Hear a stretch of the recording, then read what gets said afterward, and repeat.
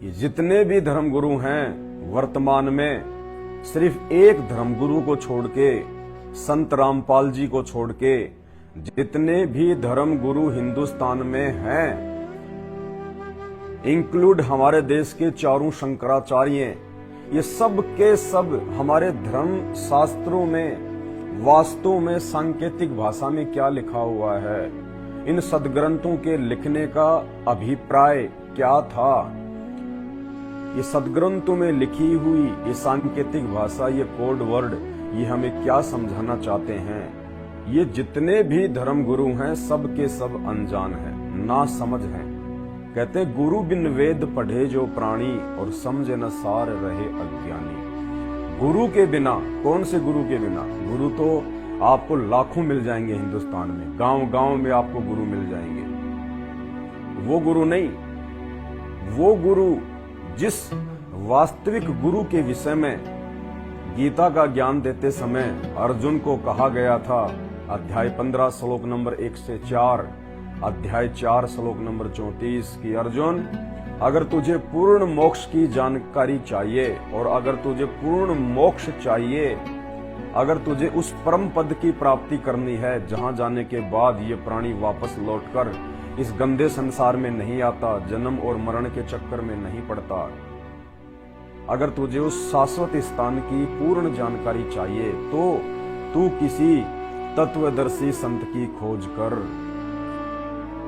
वो तत्वदर्शी संत चाहिए इन शास्त्रों को समझने के लिए, अध्यात्म के विषय में पूर्ण जानकारी प्राप्त करने के लिए। और वो तत्वदर्शी संत जिसके विषय में द्वापर में गीता का ज्ञान देते समय श्री कृष्ण जी को भी पूर्ण जानकारी नहीं थी, श्री कृष्ण भी नहीं जानते थे कि वो पूर्ण संत वर्तमान में धरती पे कौन है, जिस पूर्ण संत की आवश्यकता श्री कृष्ण जी को भी थी। क्योंकि अगर श्री कृष्ण जी को ही यदि पूर्ण ज्ञान होता तो गीता अध्याय 15 श्लोक नंबर 104 में वे अर्जुन को ये बात कदापि नहीं बोलते कि अर्जुन, अगर तुझे पूर्ण मोक्ष मार्ग की जानकारी चाहिए तो किसी तत्वदर्शी संत की खोज कर।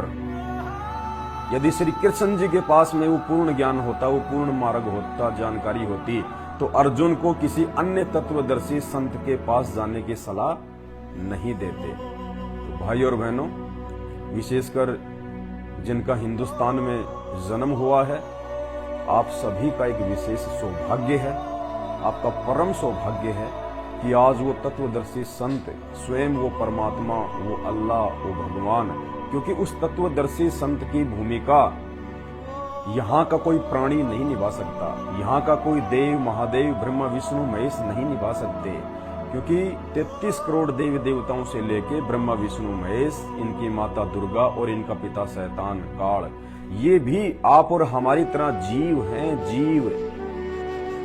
ये बात अलग है, एक बच्चा गरीबी की हालत में अच्छी पढ़ाई करके और वो किसी ऊंचे पद पे आसीन हो जाता है, तो इसी प्रकार ये देवी देवता हैं, ये भी आप और हमारे जैसे ही हैं। ये भी इस पृथ्वी पे आते हैं जब इनका समय पूरा हो जाता है, क्योंकि एक निश्चित समय के लिए इनको ये पोस्ट दी गई है। जैसे ब्रह्मा, विष्णु, महेश जी हैं, एक निश्चित समय के लिए इनके पास ये पद है।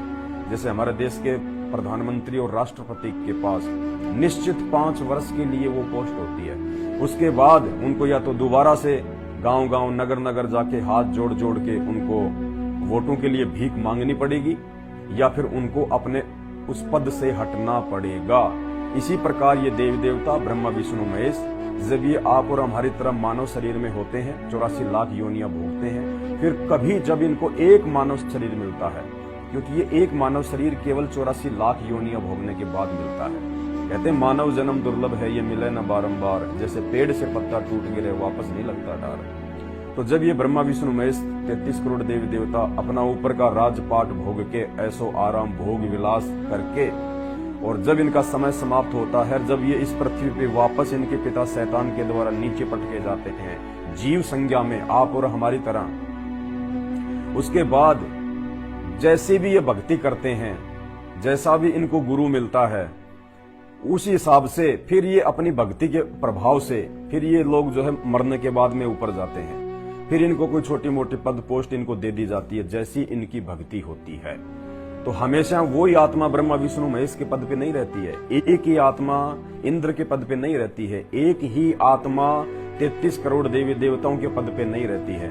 आत्माएं चेंज होती रहती हैं, वो तो पद हैं, वो तो वैसे ही रहेंगे। जैसे इंद्र का एक पद है तो वहां पे आत्माएं जो है वो चेंज होती रहेंगी। ब्रह्मा विष्णु महेश ये एक पोस्ट है, लेकिन आत्माएं चेंज होती रहेंगी। जिनकी भक्ति ज्यादा होगी, जो इस पृथ्वी पे मानव शरीर में ज्यादा भक्ति करता है, उसको ब्रह्मा विष्णु महेश की पोस्ट दी जाती है। जैसे हमारे देश के प्रधानमंत्री का एक पोस्ट है, एक पद है, वो हमेशा वो प्रधानमंत्री ही रहेगा। वो पोस्ट, उसका नाम हमेशा पीएम ही रहेगा। लेकिन पीएम चेंज होते रहते हैं, कभी अटल बिहारी आता है तो कभी मनमोहन आता है, तो कभी नरसिंह राव आता है, तो कभी नरेंद्र मोदी आता है, तो कोई उनके बाद में कोई और आएगा, लेकिन नाम हमेशा प्रधानमंत्री ही रहेगा। लेकिन वो जो इंसान है, जो आत्माएं हैं, वो चेंज होती रहती हैं। तो इसी प्रकार ये राम, श्री कृष्ण, 33 करोड़ देवी देवता, ब्रह्मा विष्णु महेश, ये एक पोस्ट हैं। आत्माएं चेंज होती रहती हैं अपने कर्मों के आधार से, फिर वो 84 लाख योनियों में जाती रहती हैं। तो ये ब्रह्मा विष्णु महेश से लेके राम, ये श्री राम, ये भी अपना समय पूरा करने के बाद 84 लाख योनियों में जाते हैं। ये प्रमाण हमारे धर्म ग्रंथ देते हैं। लेकिन ये हमारे जो धर्म गुरु हैं जो एक साधु का स्वांग धारण करके आप और हम सबको मूर्ख बना के बैठे हुए हैं, ये अपना भी जीवन सत्यानाश कर रहे हैं। और लाखों की संख्या में जो भोली आत्मा इनके सामने, इनको महान गुरु मान के, महान ज्ञानी मान के जो बैठी रहती हैं, उनका भी जीवन ही बर्बाद कर रहे हैं। इसकी छोटी सी एक झलक आज आपको हम देंगे, क्योंकि हमारे गुरुदेव भगवान हमें सिखाते हैं, हमें पढ़ाते हैं कि माया का रस पिया कर फूट गए पट चार। चार पट यानी चार आंखें। कौन सी चार आंखें? 2 आंखें तो ये हैं जो आप और हम सबको मिली हुई हैं। 2 आंखें होती हैं मन की आंखें। जब हम इन आंखों को भी जब हम बंद कर लेंगे, उसके बाद भी हम लोग देख सकते हैं सारी चीजें, वो होती है मन की आंखें। जैसे आपने आंखें बंद कर ली और आपको अचानक से ध्यान आया कि मेरी गाड़ी तो बाहर खड़ी हुई है, मेरी गाड़ी का तो शीशा खुला हुआ है, मैंने गाड़ी को लॉक नहीं कर रखा, तो मन की आंख से भी आप अपनी गाड़ी को देख रहे हैं। तो इस प्रकार हर इंसान के 4 आंख होती हैं। 2 तो ये सांसारिक आंख होती है, बाहरी आंख होती है, 2 आंखें होती है मन की आंखें। तो कहते माया का रस पी कर फूट गए पट चार। ये हमारे जितने भी नकली धर्मगुरु हैं, पाखंडी हैं, एक संत रामपाल जी को छोड़ के, क्योंकि जब आप इनके सत्संग सुनेंगे, यूट्यूब पे सर्च करेंगे सृष्टि रचना संत रामपाल जी महाराज, तब आपकी आंखें खुलेंगे कि वास्तव में ये जो शब्द बोले जा रहे हैं ना, कि एक संत के अलावा इस धरती पे जितने भी संत हैं देश विदेश में, भारत वालों के तो बात ही छोड़ दो, भारत वाले तो सबसे ज्यादा पाखंडी और अज्ञानी है। इन्होंने तो अपने धंधा इख्तियार कर रखा है। तो कहते हैं नकली संतों की 4 आंखें फूटी पड़ी हैं। इनकी मन की आंखें भी फूटी पड़ी हैं और इनकी बाहरी आंखें भी फूटी पड़ी हैं। आंखों देख के भी ये हमारे इन धर्मशास्त्रों से वो सार निकाल के आप और हम जैसे इंसानों को नहीं दे पाए कि भाई देखो इन धर्म ग्रंथों में क्या लिखा हुआ है। ये धर्म ग्रंथ क्यों लिखे गए हैं? ये मनोरंजन के लिए नहीं लिखे गए, ये मीठी मीठी कहानियां बनाने के लिए नहीं लिखे गए, मीठी मीठी कथाएं सुना के हमारा टाइम पास या मनोरंजन करने के लिए ये ग्रंथ नहीं लिखे गए। ये ग्रंथ लिखे गए हैं मानव जीवन को सफल बनाने के लिए। हम आंख खोलें और हम देखें कि ये मनुष्य शरीर हमें क्यों मिला है। बाकी प्राणी भी तो घूम रहे हैं हमारे आसपास, गधे, कुत्ते, सुअर, भैंस, बैल, बकरी, ऊंट, मक्खी, मच्छर, ये इतने दुखी क्यों हैं? हम तो बरसात में मकान में आके बैठ जाते हैं, मकान बना लिया हमने। कहीं बाहर निकलना हो तो हम लोग जो है छाता लेके निकल जाते हैं, कहीं लंबा जाना हो तो अपनी गाड़ी लेके निकल जाते हैं, कहीं भूख लगी तो तुरंत हमने खाना खा लिया, चाय पी ली, जो मर्जी कर लिया। इतनी सुख सुविधाएं, कहीं बात करनी है तो हमने मोबाइल पे बात कर ली, कहीं हमारी कोई तबीयत खराब हो गई तो हम डॉक्टर के पास चले गए, पेट में दर्द हुआ तो हमने अपने किसी परिचित को बता दिया कि मेरे पेट में दर्द है, उसने मुझे राहत दिला दी। ये जानवर क्यों नहीं कर पाते ये सब कुछ? ये इतने दुख क्यों भोगते हैं? बारिश आ रही है तो इनको भीगना पड़ता है, ओले गिर रहे हैं तो इनको मार खानी पड़ती है, गर्मी भयंकर है तो इनको सहन करनी पड़ती है, भूख लग रही है तो इनको भूख सहन करनी पड़ती है, प्यास लग रही है, पानी नहीं मिला तो ये किसी को बोल नहीं सकते, जबकि इनके मुंह में जीभ भी है। तो ये बाकी योनियां, जबकि उनके अंदर भी आत्मा है, उनके अंदर भी खून है, हाड़मास है, सब कुछ है, प्यार प्रेम सब कुछ है, वो भी संभोग करते हैं, वो भी बच्चे जो है उत्पन्न करते हैं। ये 84 लाख योनियों के जितने प्राणी हैं एक मनुष्य योनि को छोड़ के, ये इतने दुख और पीड़ा क्यों भोग रहे हैं? कौन है ये? तो आपको मालूम चलेगा जब आप संत रामपाल जी के सत्संग सुनेंगे।